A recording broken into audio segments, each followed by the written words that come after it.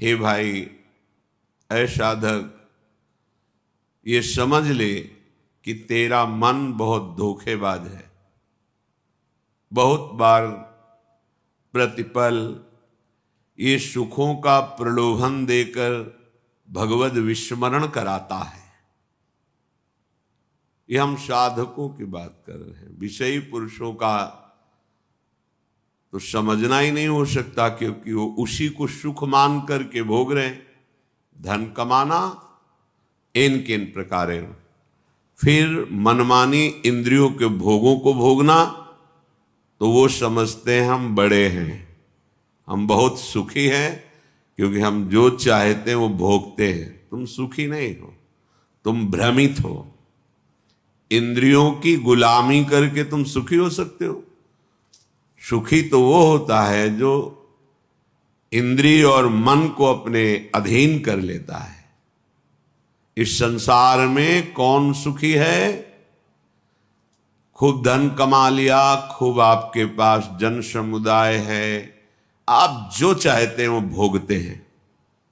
ये सुख नहीं है, ये भ्रम है। तुम्हारे समय को माया भ्रम में फंसाकर नष्ट कर रही है। अभी समझ में नहीं आ रहा, समझ जाओगे, समझ जाओगे। जब इनका फल आएगा तब समझ जाओगे। श्रीपाद कह रहे हैं अभी समझ जाओ, तो आगे जो विपत्ति आने वाली है, दुख आने वाला है, वो आपको नहीं मिलेगा। अलमल मति घोरानर्थ कारिंद्रियाणाम अतिशय परितोषैर दुष्करैर दुस्तरैश्च। अब इस दुष्ट इंद्रियों को, मन को बड़े कठिन कठिन उपायों से जो तुम भोग दे रहे थे, अब बंद कर दो, नहीं तो पछतई है अवसर बीते। मन पछतई है अवसर। अभी समय है भाई, फिर समय नहीं रहेगा तुम्हारे पास। पश्चाताप ही पश्चाताप हाथ लगेगा। ये बहुत धैर्य पूर्वक समझ करके आप खुद देखना क्या मिला है। जब किसी पर तुम आसक्त होते हैं तो माया की चाल होती है। कभी वो ऐसी वृत्ति प्रकट करती है, वस्तु, व्यक्ति, स्थान, कि आप एकदम राग में डूब जाएं, और कभी स्वाभाविक ऐसी वृत्ति प्रकट करती है कि आपको भारी जलन पैदा हो। अब राग छोड़ नहीं सकते, अब जलन से हो। धीरे धीरे वो राग ऐसी प्रतिकूलता पैदा करता है कि उसके हृदय में बस यही आता है, अब तो हिंसा ही एक उपाय है, या अपनी या सामने वाले की। ये माया की चाल। जो कहा गया है कि सर्वनाश हो जाता है, वो यही सर्वनाश है। कामा संजायते क्रोधा, क्रोधा स्मृति विभ्रमा, स्मृति भ्रंशात बुद्धिनाशो, तो बुद्धिनाशात प्रणश्यति। बुद्धिनाश को ही सर्वनाश कहा गया है। बुद्धि नष्ट हो गई मतलब सब कुछ नष्ट हो गया। बुद्धि में प्रकाश हो रहा है मतलब सब कुछ प्राप्त हो रहा है। ये बहुत घोर अनर्थकारी इंद्रियां हैं, श्रीपाद कह रहे हैं। सच्ची, जिस समय हम उपासक की बात कर रहे हैं, उपासक एकाग्रता पूर्वक सही दिनचर्या 2, 4, 10, 20 दिन, महीना भर चलाएगा, एक आनंद की उमगन आएगी। आनंद की उमगन में वो थोड़ा बेपरवाह होने लगता है। जहां थोड़ा बेपरवाह हुआ, उस बेपरवाही में इंद्रियां उसे फंसा देती हैं। हंसी, मजाक, मनोरंजन। जहां वो इसमें हल्का सा फंसा, रास्ता बना दिया भोग का। जहां उधर लगा तो उसे लगा कि जीवन का लाभ यही है, गिर गया। जहां गिरा बस फिर जो दुर्दशा होती है वो केवल उसका हृदय जानता है। उपासक की बात कर रहा हूं। विषयी पुरुष तो उसमें गर्व करता है कि मैंने आज ये भोगा, अज्ञानी है। लेकिन उपासक की जो दुर्दशा हृदय में होती है, सच्चा, इसीलिए कह रहे हैं अलमल मति घोरा अनर्थकारी इंद्रियाणाम मतिशय परितोषैर दुष्करैर दुस्तरैश्च। इनसे पार पा जाना बहुत कठिन है मन और इंद्रियों से। इनका दुलार करते करते तुम्हारी दुर्गति हो गई है। दुर्गति का तात्पर्य हम किसी बाहर प्रकरण से ना लें, अंदर से लें। क्या तुम्हारा चिंतन चल रहा है? देखो अपने चिंतन की दशा। कोई व्यक्ति होगा, कोई वस्तु होगा, कोई स्थान होगा, या राग में चिंतन हो रहा अनुकूल, या द्वेष में प्रतिकूल, जलते रहो। इस पावन समय को नष्ट करते रहो। यही नष्ट कर, यही दुर्दशा है।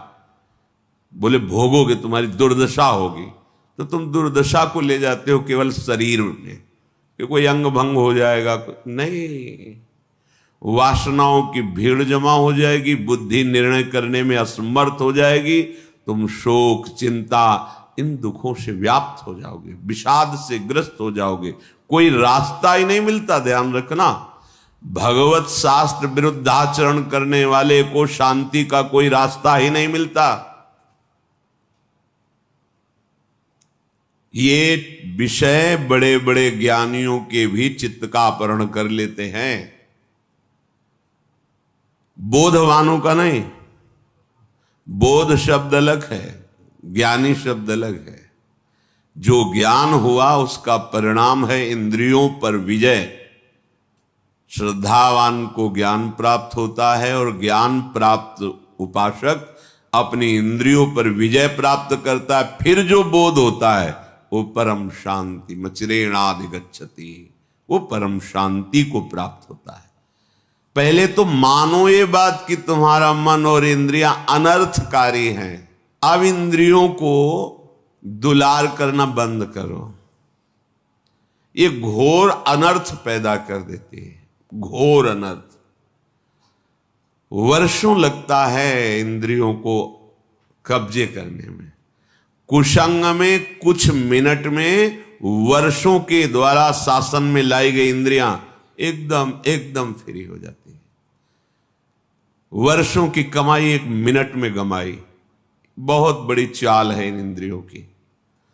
साधक उन्हीं इंद्रियों से खुशी चाहता है, आनंद चाहता है।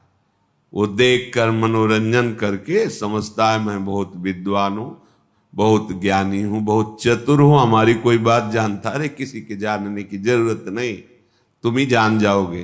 रोगे कोई आंसू पोंछने वाला नहीं मिलेगा। हमारी ये बातें कड़वी जरूर लगेंगी लेकिन बहुत मीठा फल देने वाली। यद तग्रे विषम्यु परिणामे अमृतोपमम। ये बातें सुनने में तुम्हें विष जैसा लगेगा, परिणाम में अमृत मिलेगा। विषय भोग प्रलोभन की बातें अमृत जैसी पहले सुनने में लगती, परिणाम बहुत भारी विषवत होता है। विदधदिव सशोको एन केनापि देह स्थित मधिवश वृंदारण्य में कांतरत्या। अब इन इंद्रियों को दुलार करने का प्रयोजन छोड़ो।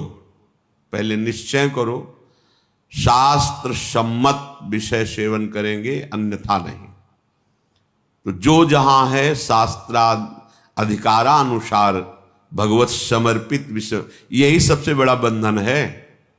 यही बंधन जिसे आप सुख समझते हैं ना, यही सुख भाव से इस ज्ञान समुद्र जीव को बांध लिया माया ने, जिसका कभी भी बंधन नहीं हो सकता। वो इसी सुख भाव से बंधा हुआ है। अगर दुखालय को दुख बुद्धि से देख पावे तो अभी भाग पड़े भगवान की तरफ, इसीलिए नहीं भाग पाता। बुद्धि है, प्रयोग उसका नहीं। अब जैसे भजन नहीं है तो प्रश्न आया कि आप कहते मनुष्य योनि बड़ी दुर्लभ और बड़ा, अब तो बहुत जनसंख्या बढ़ रही, तो कहां से आ रही? तो आप जगह एक बीता देखो खोद करके। इतनी दीमक है, इतने जीव हैं कि एक जिला में जितने मनुष्य हैं उतनी हाथ दो हाथ में दीमक निकल आएगी। अब वो जब आदमी बनेंगे तब तुम्हें ज्ञान है, अनंत ब्रह्मांड है, कौन से जीव की कहां गति कैसे भेजी जा रही। कलयुग को महर्षियों ने प्रणाम किया है, ब्रह्म ऋषियों ने प्रणाम किया है। जितना लाभ आप कलयुग में वृंदावन का ले रहे हैं अन्य युगों में नहीं ले पाए। जितनी जल्दी भगवत प्राप्ति कलयुग में होती अन्य युगों में नहीं होती। 10-10 हजार वर्ष तपस्या करके जो फल प्राप्त अन्य युगों में करते थे, दाहिने पैर के अंगूठे के बल खड़े होकर दोनों हाथ उठाकर आकाश दृष्टि करके मंत्र जप कर रहे हैं, जल में खड़े होके 24 घंटे नाम कीर्तन में वो फल प्राप्त हो जाएगा। जो 10,000 वर्ष तपस्या, कलयुग बहुत प्रणाम करने योग्य है। पर आप भगवद विमुख हो जाओगे तो भ्रष्ट कर देगा, नष्ट कर देगा। तो क्या और युगों में ऐसे आचरण वाले व्यक्ति नहीं थे क्या? कम थे। ऐसे ही भगवद आचरण वाले क्या कलयुग में नहीं है क्या? कम है। बहुतायत है अधर्माचरण करने की प्रवृत्ति, बहुतायत है इसकी। अब आपको अंदर से सोचना है कि मेरा प्रयोजन इंद्रियों का दुलार करना नहीं है। अभी ठीक होने लगेगा, पर ये सोचना आचरण में उतारना होना चाहिए। नहीं सोचते तो बोलते रहते हैं वैसा नहीं करेंगे, पर वो कसम और नियम 1 मिनट लगता है तोड़ने में। इसके बाद फिर रो बैठ के क्या हो गया, ऐसा मैंने क्यों किया। फिर भी ठीक नहीं होगा, फिर 2-4-6 दिन फिर वहीं पहुंच जाओगे, फिर निराश हो जाओगे। अब तो हम चलने लायक ही नहीं भगवत मार्ग में। इसलिए प्रार्थना है, अलमल मति घोरानर्थ कारेन्द्रियाण मतिशय परितोषैर दुष्करैर दुस्तरैश्च। अब इंद्रियों के परितोष वाली बातें छोड़ो, अब इंद्रियों का पोषण मत करो। जो धर्म विरुद्ध भोग चाहती, जलना ही पड़ेगा। जलना, जलन शब्द याद कर लो। ये जलन तभी होती है जैसे कोई भी साधक विचलित है, मेरा मन नहीं लग रहा, मुझे बहुत परेशानी हो रही, ऐसा वैसा। गलत कर रहे हो, जांच लो, जांच लो। गलत चिंतन है, गलत आचरण है, नहीं तो अभी प्रारंभ में ही मस्ती प्रारंभ हो जाएगी। वो एक अध्यात्म की जो जलन पाप नष्ट करने वाली, वो मन बुद्धि चित्त इनको शीतलता प्रदान करती है। ये जागतिक जो जलन है, ये आपका आचरण गलत है कहीं, नहीं तो उसी मार्ग में चले हुए पथिक है। वो एक आध्यात्मिक जलन होती है। कैसे विकार दूर हो, ऐसा वो विक्षिप्त नहीं होता, प्रवीण होता चला जाता है। कैसे का उसको उत्तर मिलेगा, क्योंकि सही मार्ग में चल रहा है। जब आप गलत कर रहे हो, गलत संग कर रहे हो, गलत आचरण कर रहे हो, शास्त्र विरुद्ध वार्ता कर रहे हो, शास्त्र विरुद्ध चिंतन कर रहे हो, तब तुम्हें वो विक्षेप प्राप्त होगा, जिसके लिए तुम पागलपन प्रकट करते हो कि अब मुझसे सहा नहीं जा रहा, रहा नहीं जा रहा, क्योंकि आग बढ़ा दी तुमने, उसको फूस दे दिया, घास फूस जमा कर दी, अब ज्वाला बढ़ रही, तुम्हारी गलती। जब हम गुरुजनों की शरण में हैं, प्रभु की शरण में, तो मुझे कल्याण की भी परवाह नहीं, तो चिंता किस बात की। मेरा मन, मेरा तन, मेरे प्राण आराध्य देव गुरुदेव को समर्पित है, देख लेंगे वो, संभाल लेंगे वो, बेपरवाह होकर राधा राधा राधा। कहां समझ में आ रहा है? नहीं, इंद्रिय और मन की बात समझ में आ रही है, क्योंकि वो बहुत मुझे सुख देते हैं। स्पष्ट समझ लीजिए, गुरुजनों की बात और शास्त्र की बात इसलिए समझ में नहीं आती, ये पराये हैं। लेकिन इंद्रियां और मन, ये मेरे नहीं, मैं ही हूं, ऐसा अनुभव, ये माया का खेल, इनके द्वारा सिखाई बात सच्ची बात है। इनके द्वारा परोसा गया भ्रमात्मक भोग, ये सुख देने वाले, ये गुरुजन शास्त्र, ये अंदर की, ये मत घोरा अनर्थकारी, ये घोर अनर्थकारी बुद्धि है अंदर की। अब इसे सुधारिए, श्रीपाद कहे। क्या करे? बोले विदधा दिवस ससोको एन केनापि देह, एन केन प्रकारेण, जैसे धर्म की कमाई से तुम्हारा शरीर निर्वाह हो वैसे चलो। गृहस्थ हो, विरक्त हो, आकाश वृत्ति, भिक्षावृत्ति, मधुकरी वृत्ति आदि, जैसे उससे निर्वाह करो। किसी भी का, अन्य का आश्रय न लो तो तुम कभी शोकातुर नहीं होगे विषयों के लिए। एक एक शब्द पकड़ने लायक है। अगर आप धर्म पूर्वक चलते हैं, धर्म की कमाई से नमक रोटी खाते हैं, आप चैन में रहेंगे, मस्त रहेंगे, क्योंकि भगवत मार्ग के प्रतीक है। गृहस्थ होते हुए आप अधर्म की कमाई कर रहे हैं, करोड़ों रुपए जमा हैं, भगवत विमुख हो, तुम्हें चैन नहीं मिल सकती, जिसे शांति कहते हैं, जिसे विश्राम कहते हैं, जिसे आनंद कहते हैं, स्वप्न में अनुभव नहीं हो सकता। करके देख लो, जल रहे, खूब करके देख लो, जलते ही रहोगे। ये पद, ये शरीर, ये भोग, ये वाहवाही, ये स्वाप्निक है, चंद मिनट की है। तुम्हारी वाहवाही क्या, जहां बड़े बड़े ताज उतार के रखते थे वो भी नहीं रहे। बहुत सावधान। ये अहंकार, ये इंद्रियों का दुलार, ये मन का दुलार तुम्हारा अनर्थ है, अनर्थ। समझ में नहीं आ रहा, समझ जाओ, निकल जाओ।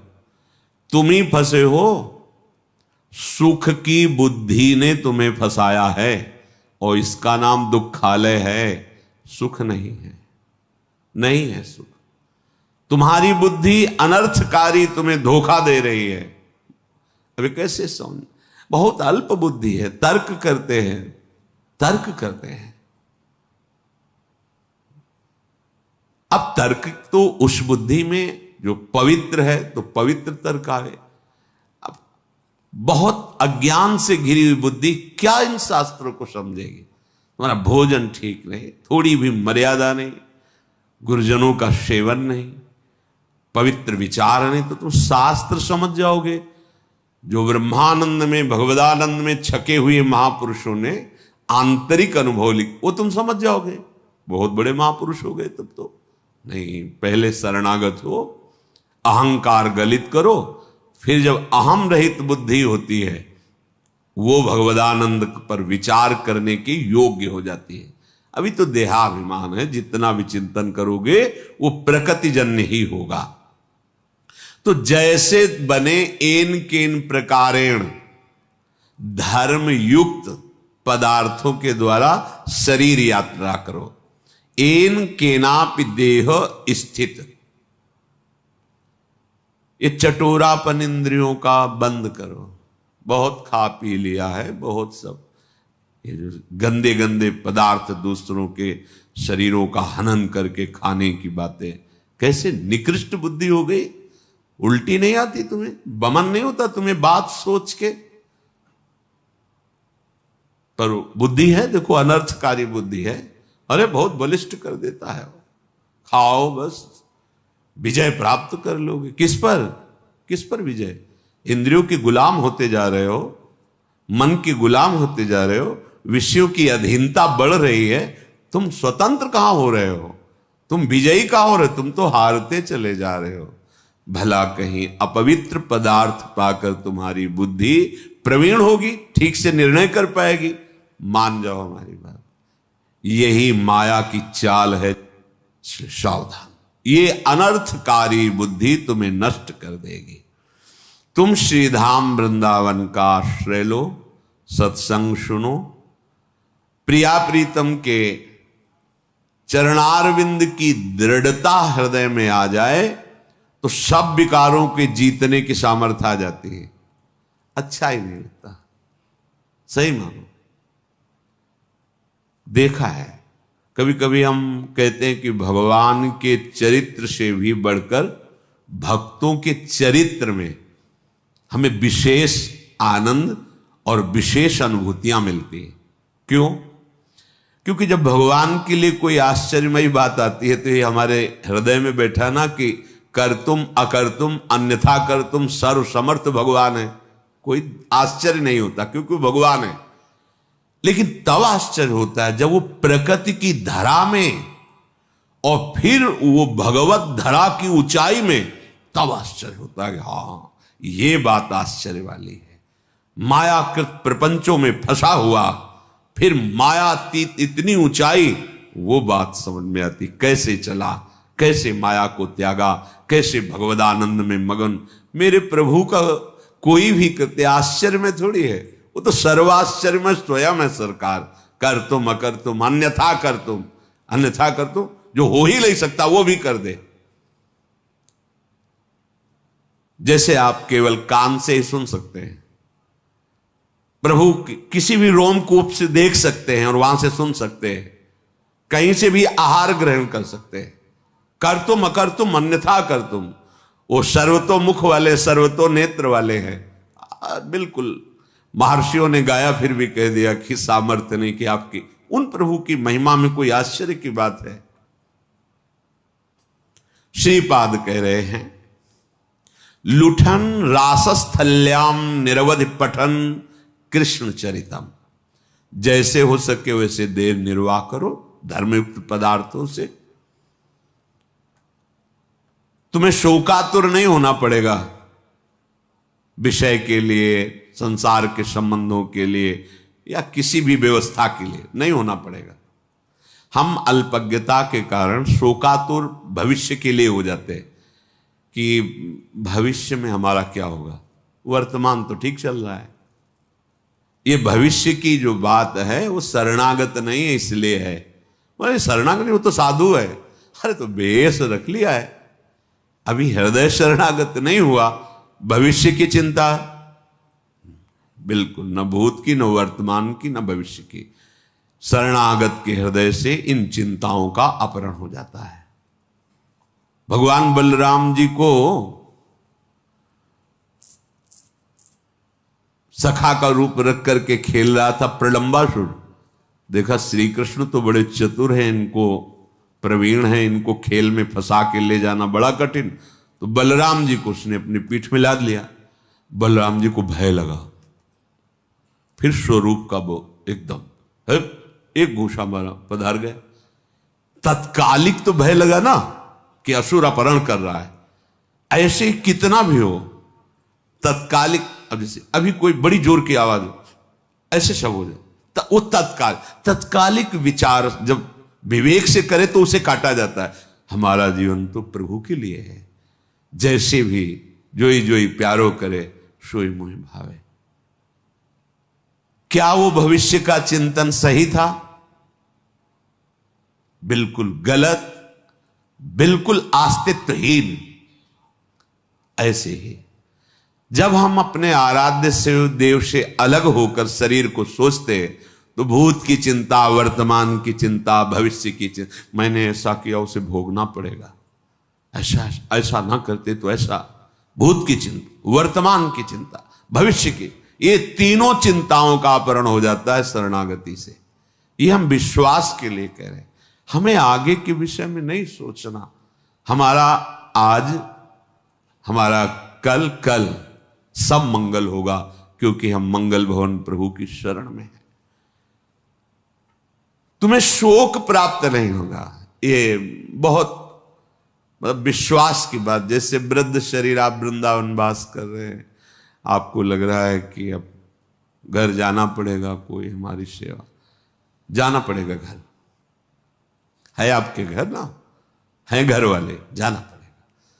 और जिनके है ही नहीं, घर वाले ही प्रिया प्रीतम, वृंदावनी घर है, जाए तो कहां, जाऊं कहां तजी चरण तुम्हारे, कोई ठौर ही नहीं। तो हमने ऐसे देखा है, ऐसे एक भी शिष्य नहीं जीवन में बनाया था, एक भी रुपया नहीं था, परम किंचन संत, तो अपने कई लोग सेवा में प्रेरित किए गए भगवत प्रेरणा से। तो इस समय उनका स्नान होता, जानते हो कैसे स्नान होता था? जैसे माँ बच्चे को गोद में लेती, एक साधु गोद में लेके बैठता था और एक अनुकूल जल के द्वारा स्नान कराया, तो दूसरे के हृदय में जल्दी तुम हटो, हम सेवा, वो शरीर पोछा, तीसरा लंगोटी लिए खड़ा है, लंगोटी पहनाया, सजा के बैठाल दिया, तिलक लगा के 1 बजे तक माला जप रहे। ऐसे हाथ में सौंच, ऐसे कौन करवा रहा है? वो जिनका कोई आश्रय नहीं प्रभु के सिवा, उनकी बात कह रहा हूं। ऐसे अगर आपका भरोसा है ना, परिवार है, घर है, जहां है वहां जाना पड़े। जब है ही नहीं तो फिर जो है वो विविध रूप धारण करके सेवा करते। इसलिए विश्वास को कभी मत टालो, विश्वास को मत हिलने दो। हमारा भविष्य में क्या होगा, अगर ये चिंता है तो अभी शरणागत तुम नहीं हो। उपासक की बात कहने की जरूरत नहीं रहेगी। अगर सही निष्ठा है तो हृदय में ही वो स्फुरित ही नहीं होने देगा जिसके तुम आश्रित हो। जानते हो यहां विकार कैसे भेजे जाते हैं? तुम्हारी विवेक बुद्धि की परीक्षा और बल निरीक्षण करने के लिए ऐसे तुम्हें छोड़ दिया गया, और बिल्कुल तैनात खड़ा है वो, कहीं भी तुम्हारे ऊपर अटैक नहीं हो सकता। पर तुम कैसे बचाव कर सकते हो, कैसे निकल सकते हो? अगर प्रवीणता है तो ठीक, अगर रो दिए तो वो दृश्य नहीं रहेगा भय वाला। जब वो उपस्थित है तब, और अनुपस्थिति में तो आएगा ही नहीं। तुम सोचते क्या हो? जो आराध्य देव है, जो गुरु तत्व है, वो वहीं बैठा रहेगा जहां से स्फुरित होता है, वहीं दबा देगा। प्रश्न की जरूरत ही नहीं पड़ेगी, पुकारने की जरूरत ही नहीं पड़ेगी, तुम शरणागत हो। पर वो अल्पज्ञता होने के कारण हम प्रकट को तो महत्व देते हैं और बाद के लिए सोचते हैं जब अप्रकट हो गए तो कैसे चलेगा। नहीं, आप देखना, प्रकट से ज्यादा सानिध्य अप्रकट में रहता है। अब भी प्रकट में आप हमारे पास कितनी देर रहते हैं, लेकिन आप हमारे वचन, हमारे आराध्य देव का नाम और मंत्र जप कर रहे हैं तो हर समय आप हमारे सानिध्य में अनुभव कीजिए। अगर आप ऐसा करते हैं तो आपको अनुभव में आएगा। गुरुदेव का कितना दुलार है, एकांत में पता चलता है, रोना आता है। आपके लिए जो तन मन प्राण है, कि जितना होना चाहिए वो है ही नहीं हृदय में, पर वो देने वाले इतने कृपालु हैं कि वो अपनी तरफ से देते ही चले जाते हैं। यहां सर झुकता चला जाता है कि अहेतु की कृपालु, अहेतु की कृपालु। प्रगट सानिध्य और अप्रकट सानिध्य, इन दोनों में अगर देखा जाए तो अप्रकट सानिध्य में विशेष कृपा का अनुभव है, क्योंकि उनके वचन, उनका चिंतन, उनके द्वारा दिया हुआ नाम मंत्र हर समय उनके सानिध्य का अनुभव कराता है। अगर ये नहीं तो प्रकट सानिध्य में रहते हुए भी आप अनुभव नहीं कर पाएंगे प्रकट सानिध्य के सुख का, निर्भयता का, शांति का, आनंद का। इन किन प्रकार जैसे वैसे आप शरीर का निर्वाह करते हुए शोक रहित होइए। इतना बड़ा मार्ग मिल गया है, फिर भी आप लालायित हैं कि आपको भोग नहीं मिल रहे, आपका मनोरंजन नहीं हो रहा, आपको कोई वस्तु की चाह समझ में नहीं आ रहा। अभी आपको जो मिलने के लिए घसीटा गया है, उसके लिए भारी भारी तपस्याएं करके भी वो फल नहीं प्राप्त कर पाए। हम तपस्या कर ही नहीं सकते वैसी, इसीलिए घसीटा है श्री जी ने कि तुम इस आओ, हमारे दुलार, हमारी कृपा के द्वारा तुम्हारा पोषण होगा। फिर तुम क्यों चिंता करते हो? क्या तुमने ऐसी तपस्या की, साधना की, संकल्प किया, तब ये पदवी प्राप्त की जो आज हो जहां? नहीं, तुम जानते भी नहीं हो तो घसीटा ना तुम्हें। तो जब इतना घसीट लिया तो आगे के लिए वो छोड़ थोड़ी देंगे। इनका स्वभाव एक बार जिसे पकड़ लिया उसे कभी छोड़ते नहीं। तो तुम भविष्य की चिंता रहित होकर, शोक रहित होकर के लुठन रासस्थल्याम निरवधि पठन कृष्ण चरितम, ये रास भूमि है वृंदावन, यहां लौटो, रज लगने दो शरीर में, और पठन कृष्ण चरितम, बहुत सावधानी से ये लिखा गया कृष्ण चरितम। जब आप भगवत चरित्र गाते हैं तो प्रिया जो बहुत प्रसन्न होती है। इधर राम चरित्रमानस में रामचंद्र गुण बरने लागा, सुनते सीता कर दुख। बड़े उच्च स्वर से भगवन नाम भगवत चरित्र यद गोविंद कथा सुधा रस हृदय, अगर मेरा हृदय गोविंद के नाम में, कथा में, तो उसका भाव यह है कि हमारी महारानी जी के प्राण प्रीतम में बहुत सुख मिलता है। इसलिए कि इस रास स्थली में कृष्ण चरितम रटन हा राधा कृष्ण थी, हा राधा हा कृष्ण प्रतिपद मटश्चापि परितः। तो त्रुटन नाना ग्रंथि स्फुटद मलभावोश्रुनिभैर नटन गायन वृंदावन मति महान पंकिलयति। आह, रास स्थली वृंदावन की रज का सेवन और प्रभु श्री कृष्ण के नाम का उच्चारण। जब हम वल्लभ बहुत प्रिय नाम है प्यारी जी को, वल्लभ माने प्राण प्यारे, ये धाम है। जब हम प्रभु का नाम लेते तो प्यारी जो मुस्कुराते, प्यारी जू का नाम लेते तो प्यारे जो मुस्कुराते, प्यारे जो प्रसन्न होते तो प्यारी जू के चरणों में प्रीति प्रदान करते, प्यारी जो प्रसन्न होती तो प्रीतम के चरणों में। ये दोनों एक ही है। कभी हा राधा, कभी हा श्याम हा श्याम।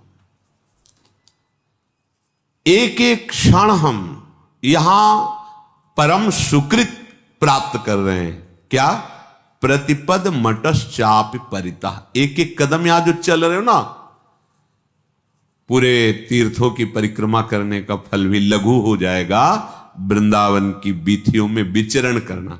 जैसे आप सत्संग के लिए आ रहे हैं, जैसे आप बिहारी जी के दर्शन के लिए जा रहे हैं, एक एक कदम आपका बहुत पुण्यमय है। जैसे कोई भाग्यशाली जन ये बताते हैं कि अमुक जगह से पद यात्रा करते आ रहे हैं, दंडवत करते आ रहे हैं, वो हमारे लिए नहीं, महारानी जी का महल वृंदावन धाम है। इतना सौभाग्य, एक एक कदम तुम महारानी जी के महल के लिए आ रहे हो ना। कहां जा रहे हो? वृंदावन। किसके पास जा रहे हो? राधा के लिए। स्वामिनी जी यहां उनका वैभव है। एक एक पद, प्रतिपद मटश्चापि परितः। क्या पुण्य मिला? बोले त्रुटन नाना ग्रंथि। नाना ग्रंथि केवल जड़ चेतन ग्रंथि का प्राय वर्णन होता है। जड़ चेतन ग्रंथि पड़ गई, यहां कह रहे नाना ग्रंथि। तो नाना ग्रंथि क्या? हमारे न जाने कितने शुभ अशुभ कर्म हमें बांधे हुए हैं, काम क्रोध लोभ मोह मद मत्सर बांधे हुए हैं। ये सब ग्रंथियां कटने लगी। पूरे श्लोक का इंद्रियों का दुलार करना, मन का दुलार करना बंद करो। जैसे भी धर्म पूर्वक इन किन प्रकारेण शरीर का भरण पोषण हो रहा है वैसे करो। और इस रास स्थली वृंदावन की रज का सेवन, भगवत चरित्रों का गायन और हा राधा हा कृष्ण ऐसा उच्चारण और एक एक कदम यहां चलना टहलना, बोले बड़े बड़े सुकृतों के ऊपर है।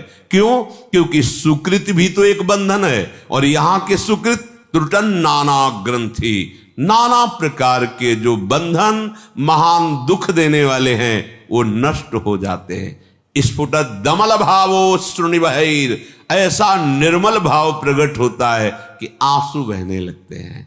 नटन, वो आनंद में भरकर नृत्य करता है। गायन, प्रभु के नाम गुण कीर्तन करता है। वृंदावन मति महान पंकिलयति, वो अपने आंसुओं से वृंदावन की रज को गीला करता हुआ जीवन व्यतीत करता है। आंसुओं से भूमि गीली हुई, राधा राधा कृष्ण कृष्ण, ये जीवन का परम लाभ है।